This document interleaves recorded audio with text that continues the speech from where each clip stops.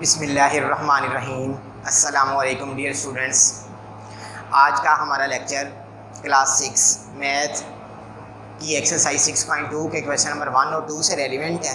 तो स्टूडेंट्स, आज के क्वेश्चन नंबर 1 के अंदर हमें जो गिवन वैल्यूज़ दी गई होंगी, हम उनमें से जो अल्फ़ाबेट या जो भी एक्स वाई जी ETC कोई भी अल्फ़ाबेट यूज़ होगा तो उसकी वैल्यू फाइंड करना सीखेंगे, नंबर 1। और नंबर 2 के अंदर भी हम जो हमें दी गई प्रपोर्शंस हैं उनमें से भी अननोन की वैल्यू फाइंड करना सीखेंगे। तो आज के लेक्चर का अपना बाकायदा आगाज़ करते हैं, जिसमें हमें क्वेश्चन नंबर 1 में बताया जा रहा है कि find the value of P। हमने क्वेश्चन नंबर 1 में से P की वैल्यू फाइंड करनी है in each of the following. In each of the following से मुराद है कि इसके 3 पार्ट्स हैं, जिनमें से मैंने क्लास वर्क के अंदर सिर्फ एक था, पहला पार्ट। सेकंड और थर्ड जो था वो होमवर्क में था, तो मैंने थर्ड भी क्लास वर्क में करवाया है। तो सिर्फ आपके लिए एक क्वेश्चन नंबर 1 का पार्ट नंबर 2 जो है वो मैंने ये 3 है, सॉरी, जो 2 है वो मैंने आप लोगों के लिए छोड़ दिया ताकि आप लोग खुद करें सॉल्व हो।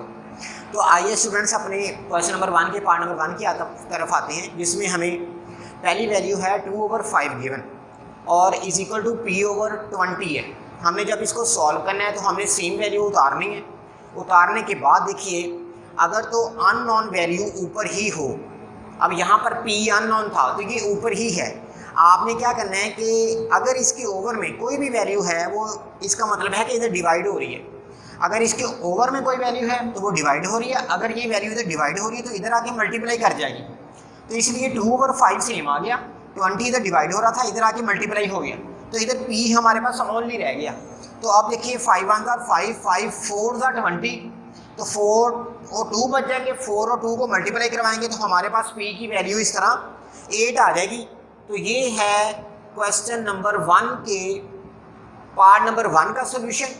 आइए पार्ट नंबर 3 की तरफ आते हैं। पार्ट नंबर 3 के अंदर हमें अगेन उससे मिलती जुलती एक वैल्यू गिवन है, 0.1/0.4 इज इक्वल टू 6/P। तो ये हमें वैल्यू गिवन है। इसमें से हमने सबसे पहले जब सॉल्व करना है तो सेम वैल्यू लिखनी है। लिखने के बाद अब देखिए यहाँ ना स्टूडेंट्स, जो वैल्यू हमें फाइंड करनी है वो ओवर में है। अच्छा, अगर जब जो फाइंड वैल्यू करनी है वो ओवर में हो तो फिर क्या करेंगे, फिर हम उनमें क्रॉस मल्टीप्लाई करवाएंगे। क्रॉस मल्टीप्लाई क्या होता है कि जो P था इधर डिवाइड हो रहा था, इधर 0.1 से मल्टीप्लाई हो जाएगा, और जो 0.4 इधर डिवाइड हो रहा था ये इधर आके 0.6 से मल्टीप्लाई हो जाएगा। अब मैंने इसका पॉइंट खत्म कर लिया, तो मैं इसको लिखूंगा 0.1 को 1/10, पॉइंट की जगह पर ओवर में 1 लगाया, पॉइंट के बाद एक डिजिट था तो एक 0 लगाया, मल्टीप्लाई P आ गया इज इक्वल टू 6 का 6 आ गया, इसका भी पॉइंट खत्म कर लिया।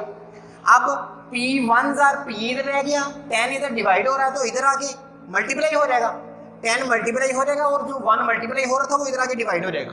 अब देखिए 10 से 10 कट गया, हमारे पास बच गया 6 और 4, 6 4 24 होता है। ओवर में 1 आए उसे लिखें चाहे ना लिखें। तो ये है पार्ट नंबर 3 का सोल्यूशन। तो इस तरह क्वेश्चन नंबर 1 जो है वो हमारा कंप्लीट हुआ। इसका पार्ट नंबर 2 आपने खुद सॉल्व करना है।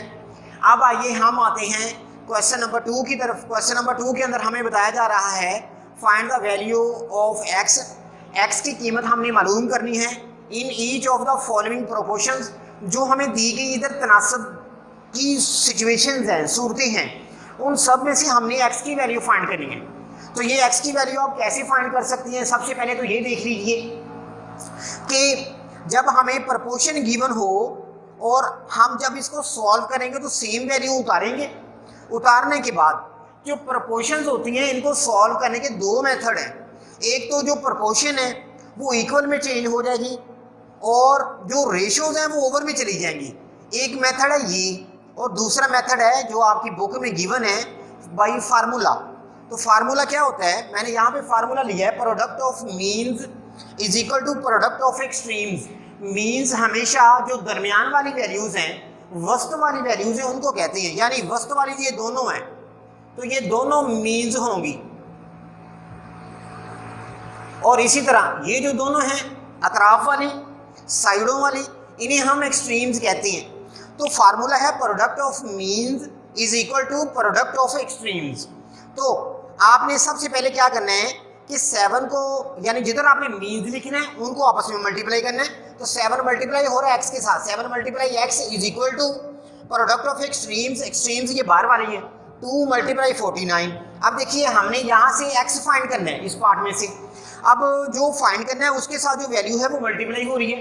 अगर वो वैल्यू इधर मल्टीप्लाई हो रही है तो दूसरी तरफ आके डिवाइड हो जाएगी, तो ये डिवाइड हो गई। अब देखिए 7 1 जार 7, 7 7 जार 49, तो 7 और 2 का प्रोडक्ट आएगा 14। तो ये है क्वेश्चन नंबर 2 के पार्ट नंबर 1 का सोल्यूशन। मैं उम्मीद करता हूँ कि आपको ये समझ आ गया होगा। अब देखिए इसी से मिलता जुलता एक जो है ना पार्ट नंबर 4 भी गिवन है जो हमारे क्लास वर्क का हिस्सा है। अब देखिए x रेशियो 2 प्रपोर्शन 150 रेशियो 100। जब आपने सॉल्व करना है तो सेम वैल्यू लिखनी है। पहले लिखने के बाद मैंने आपको इसका जो सॉल्व करने का मेथड है वो बाई फार्मूला बताया है। तो आपने सबसे पहले फार्मूला लगाना है, product of means is equal to product of extremes, ये फार्मूला है। अब क्या कीजिए, प्रोडक्ट ऑफ मीन्स यानी कि जो वस्त वाली है उनका प्रोडक्ट है या उनका हासिल ज़रब, तो वो मीन्स हैं 2 और 150। तो इधर मैं क्या करूँगा, 2 और 150 को मल्टीप्लाई करवाऊंगा इज इक्वल टू एक्सट्रीम्स इधर है तो एक्सट्रीम्स में आ जाएगा x और 100, तो ये दोनों मल्टीप्लाई हो जाएंगे। अब देखिए x के साथ जो 100 है ये इधर मल्टीप्लाई हो रहा है और इधर आके डिवाइड हो जाएगा। इस तरह 100 इधर आके डिवाइड हो गया और 2 को मैंने 150 से मल्टीप्लाई कराया तो ये 300 आ गया। अब 300 डिवाइडेड बाई 100, 00 से 00 कट गया तो 3/1 बच गया। अगर ओवर में 1 बच जाए उसे आप लिखें चाहे ना लिखें। तो इस तरह हमारे पास जो वैल्यू हमने इसमें से फाइंड करनी थी x की कीमत वो हमारे पास आ चुकी हुई है। तो ये था स्टूडेंट्स क्वेश्चन नंबर 1 और 2 का कंप्लीट सॉल्यूशन एक्सरसाइज 6.2 का। तो मैं उम्मीद करता हूँ कि आज का लेक्चर आपने सुना होगा और इसको अंडरस्टैंड करने की कोशिश भी की होगी। अगर किसी भी स्टूडेंट्स को किसी किस्म का मसला हो तो काइंडली वो मुझसे पर्सनली तौर पे रब्ता करके वो बात जो है ना डिस्कस करें। मैं इंशाअल्लाह उनको उनका सूटेबल आंसर जो है वो देने की कोशिश करूँगा। तो इसी के साथ आज के लेक्चर का इख्तिताम होता है। अल्लाह हाफिज़।